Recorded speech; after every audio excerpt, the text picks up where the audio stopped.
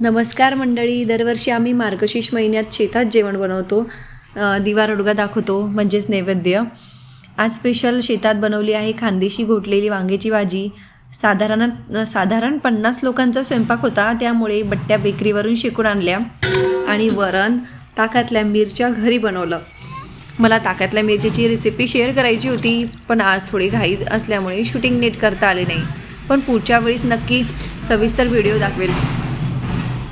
पण घोटलेल्या वांग्याची भाजी चुल्यावर शेतात बनवली. चला तर खानदेशी स्पेशल घोटलेल्या वांग्याची भाजी बघूया. आमच्याकडे साधारण कुकरमध्ये ही भाजी करतात, पण शेतात असल्यामुळे आम्ही पातेल्यात करत आहोत. पातेल्यातल्या भाजीची चव आ हा हा हा, खूप भारीच. तर एकूण 8 किलो वांग्याची भाजी बनवतो आहे. चला तर सुरुवात करूया.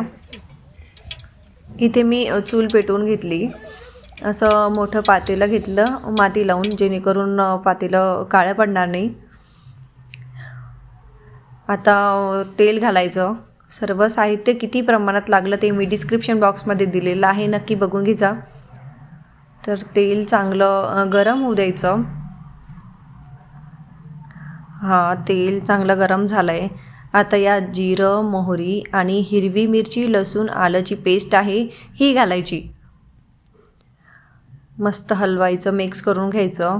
मस्त तेल सुटेपर्यंत परतायचं.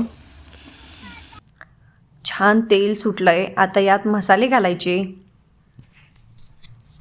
दालचिनी पावडर, हळद, मसाला, धना पावडर घालून छान मिक्स करून घ्यायचं. आता यात कस्तुरी मेथी आणि थोडीशी कोथिंबीर घालायची. छान मिक्स करून घ्यायची. आता ही चिरलेले वांगे घालायचे. वांगे आम्ही सकाळीच कापून आणि स्वच्छ धुवून घेतले होते. यात मीठ घालायचं, कोथिंबीर आणि थोडं पाणी घालून परत परतून घ्यायचं.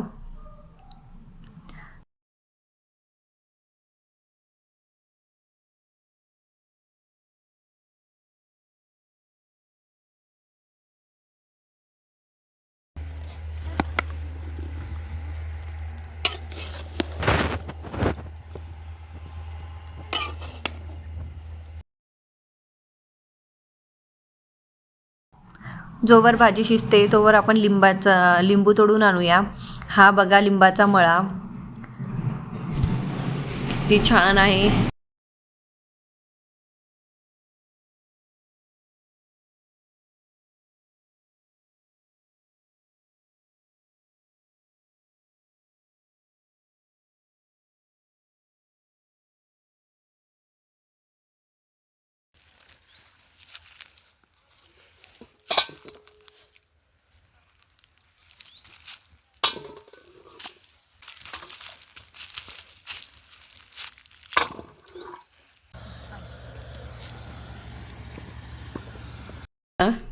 आता सकाळचे 9 वाजलेत.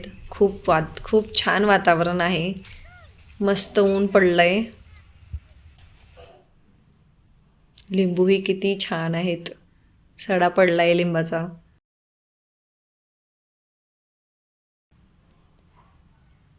आता भाजी एकदम छान शिजली आहे. अप्रतिम सुगंध येतोय. घरून आणलेलं गरम गरम वरणही तयार आहे आणि या वरणासोबत खायची खास ताकातली मिरची एकदम जबरदस्त. आपला सर्व स्वयंपाक तयार आहे आणि आम्ही दोघं नैवेद्य दाखवायला चाललोय. शेतातच महादेवाचं मंदिर आहे. बघा किती छान व्ह्यू आहे. आता नैवेद्य दाखवला आणि शेवटी इतकी घाई झाली की बट्टीचा व्हिडिओ काढायचा राहून गेला. नेक्स्ट टाईम नक्की सर्व रेसिपीसोबत शेअर करेल. आता सर्व जेवायला बसलंय. जेवण सुरू झालंय. आम्ही सुद्धा सर्व जेवायला बसलोय.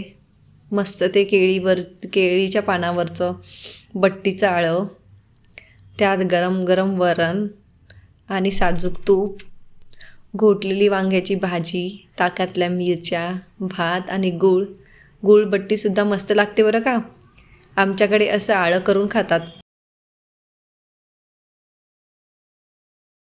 आणि व्हिडिओ आवडला असेल तर लाईक शेअर करा आणि